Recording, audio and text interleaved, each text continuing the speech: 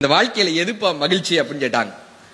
4 வயசுல எந்திரிச்சு நின்னோன்னா வெற்றி, 10 வயசுல வெளியே போயிட்டு திரும்பி வந்தோம்னா வெற்றி, 15 வயதுல நல்லா படிச்சா வெற்றி, 18 வயதுல ஒரு வாக்காளர் உரிமமோ நமக்கான ஒரு டிரைவிங் லைசன்ஸும் கிடைச்சிருச்சுன்னா 18 வயதுல வெற்றி, 25 வயசுல கையில ஒரு டிகிரியும் வேலையும் கிடைச்சிருச்சுன்னா வெற்றி, 30 வயசுல பொண்ணு கிடைச்சிருச்சுன்னா வெற்றி.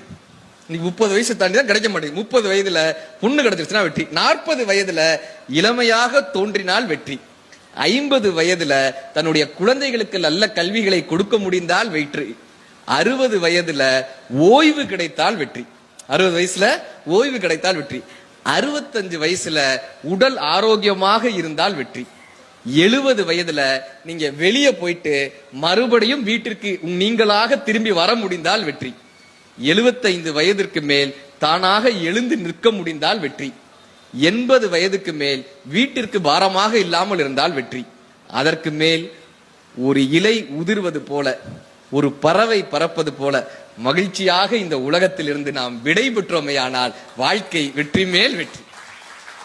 வெற்றி பெறுவதால் வாழ்க்கையில் மகிழ்ச்சியாக இருப்பதில்லை, மகிழ்ச்சியாக இருப்பதுதான் இந்த வாழ்க்கையினுடைய வெற்றி.